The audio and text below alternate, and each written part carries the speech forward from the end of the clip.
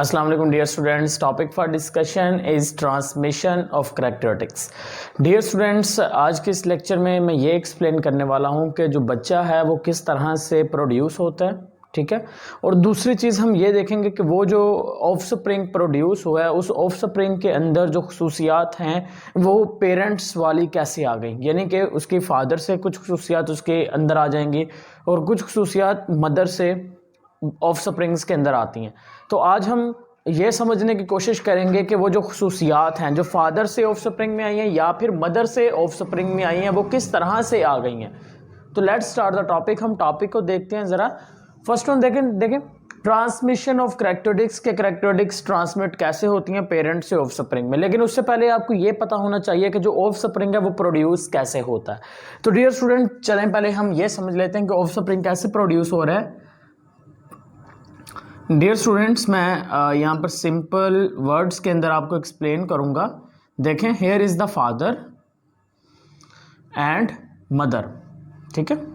अब फादर है या फिर मदर है, दोनों की बॉडी के अंदर दो तरह के सेल्स होते हैं जिसको मैं लास्ट लेक्चर्स में एक्सप्लेन कर चुका हूँ।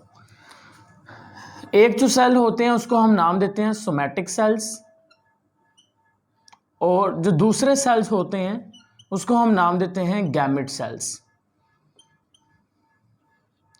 डियर स्टूडेंट, जो सोमैटिक सेल्स होते हैं ये जो नॉर्मल स्किन वाले सेल्स हैं ना, स्किन के सेल्स हो गए या फिर आई के सेल हो गए, हेयर के सेल हो गए, ये सारे के सारे सोमैटिक सेल्स हैं। और सोमैटिक सेल्स हमेशा जब भी प्रोड्यूस होंगे ये माइटोसिस के ज़रिए से होंगे। लेकिन अब गैमेट सेल्स एक स्पेशल काइंड के सेल्स होते हैं जो मेल के अंदर भी बनते हैं, फीमेल के अंदर भी बनते हैं। गैमेट सेल्स दो तरह के होंगे। एक जो गैमेट सेल होता है उसको हम नाम देते हैं स्पर्म सेल्स का, और एक गैमेट सेल्स होता है उसको नाम देंगे एग सेल का। अब ये जो गैमेट सेल्स हैं, ये गैमेट सेल एक स्पेशल डिवीजन से प्रोड्यूस हो रहे हैं, उसका नाम होता है डियर स्टूडेंट मियोसिस। तो हम ये कहेंगे कि जो गैमेट है वो मियोसिस से प्रोड्यूस होते हैं, सोमैटिक सेल्स माइटोसिस से प्रोड्यूस हो रहे हैं।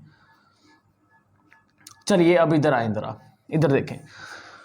अब हुआ कुछ इस तरह से कि जो फादर है डियर स्टूडेंट, फादर की बॉडी के अंदर मियोसिस हुई। मियोसिस के नतीजे में क्या हुआ कि यहां पर फादर में एक गैमेट प्रोड्यूस हुआ। देखें, मैंने कहा था मियोसिस होगी तो गैमेट सेल बनेंगे। अब फादर के बॉडी में मियोसिस हुई तो कौन सा गैमेट सेल बन गया? Sperm cell. तो यहां पर डियर स्टूडेंट कौन सा सेल बन गया? फादर से स्पर्म सेल आ गया। अब अगर हम मदर की बात करते हैं तो मदर की बॉडी के अंदर भी मियोसिस हुई। मदर की बॉडी में मियोसिस हुई तो क्या हुआ? यहाँ पर एक दूसरा गैमेट सेल बन गया। मदर की बॉडी के अंदर जो गैमेट सेल बनता है उसका नाम क्या होगा? Egg cell. अब अगेन इधर आए डियर स्टूडेंट, सोमैटिक सेल्स, यानी कि मैंने आपको यह भी बताया था कि हमारी बॉडी के एक सेल में कितने क्रोमोसोम्स होते हैं? 46 क्रोमोसोम्स होंगे। अब डियर स्टूडेंट, अगर सोमैटिक सेल्स माइटोसिस के जरिए से डिवाइड हो रहा है तो हमने कहा था जी माइटोसिस के अंदर नंबर ऑफ क्रोमोसोम सेम रहेंगे। इसका मतलब है सोमैटिक सेल्स के अंदर जो नंबर ऑफ क्रोमोसोम्स होंगे वो ऑलवेज कितने रहने वाले हैं? 46 रहेंगे, वो सेम ही रहेंगे। लेकिन डियर स्टूडेंट, जब गैमेट सेल्स बन रहे हैं तो गैमेट सेल्स की फॉर्मेशन के लिए कौन सा प्रोसेस हो रहा है? मियोसिस का। और हमने कहा था कि मियोसिस में नंबर ऑफ क्रोमोसोम ने क्या होना है? हाफ होना है। यानी कि मियोसिस के दौरान जो सेल्स बनेंगे उसमें नंबर ऑफ क्रोमोसोम्स हाफ हो जाएंगे। अब मियोसिस के दौरान कौन से सेल्स बन रहे हैं? स्पर्म सेल बन रहे हैं एंड एग सेल बन रहा है। अब हमारी बॉडी में वैसे तो नंबर ऑफ क्रोमोसोम 46 हैं, लेकिन जब मियोसिस हुई, गैमेट सेल बने तो कितने कितने क्रोमोसोम रह गए? स्पर्म सेल में भी 23 क्रोमोसोम होंगे और एग सेल में भी 23 क्रोमोसोम रह गए। क्यों रह गए? क्योंकि स्पर्म सेल में भी मियोसिस के नतीजे में बना है, एग सेल मियोसिस के नतीजे में बना है। इसका मतलब है एग सेल जो कि मदर की बॉडी के अंदर बन रहा है उसके अंदर भी टोटल 23 क्रोमोसोम्स हैं, और इधर जो स्पर्म सेल है जो कि फादर की बॉडी के अंदर प्रोड्यूस हुआ है क्योंकि मियोसिस के जरिए से हुआ है तो इधर भी 23 क्रोमोसोम आ गए।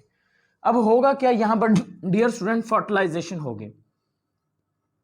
फर्टिलाइजेशन के नतीजे में जो एग सेल है वो स्पर्म सेल के साथ फ्यूज हो जाएगा। फ्यूज होने के नतीजे में एक और सेल बन जाएगा, उस सेल को नाम दे देंगे जाइगोट। क्या नाम देंगे? जाइगोट का नाम दे देंगे। अब डियर स्टूडेंट, आप देखें जो जाइगोट है ये कैसे प्रोड्यूस हुआ? जाइगोट इज फॉर्म्ड जाइगोट उस वक्त बना जब स्पर्म सेल एग सेल के साथ क्या हो गया, फ्यूज हो गया। अब देखें जरा, जब स्पर्म सेल एग सेल के साथ फ्यूज हुआ तो 23 क्रोमोसोम इधर से आए, 23 क्रोमोसोम एग सेल से आए, 23 क्रोमोसोम स्पर्म सेल से आए। टोटल 23 और 23 कितने हो गए, 46। यानी कि जो जाइगोट है, जाइगोट के अंदर अगेन कितने क्रोमोसोम्स आ गए, 46 आ गए। अब जाइगोट ही वो चीज होगी, जाइगोट ही वो सेल है जिसे नेक्स्ट ऑफ स्प्रिंग ने बनना है, जिसे नेक्स्ट जो बेबी है, जो बच्चा है, उसने बनना है।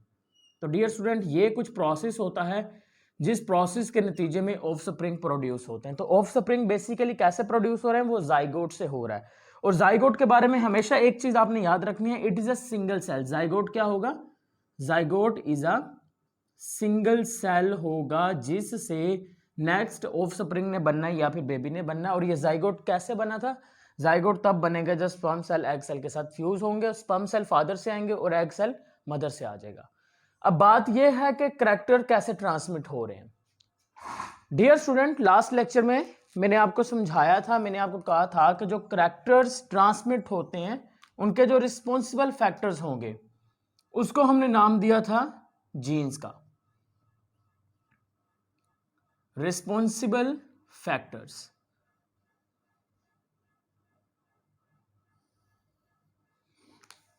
रिस्पॉन्सिबल फैक्टर्स का नाम क्या था, जीन्स। अब सोचने की बात यह है कि जीन्स मौजूद कहां पर होते हैं।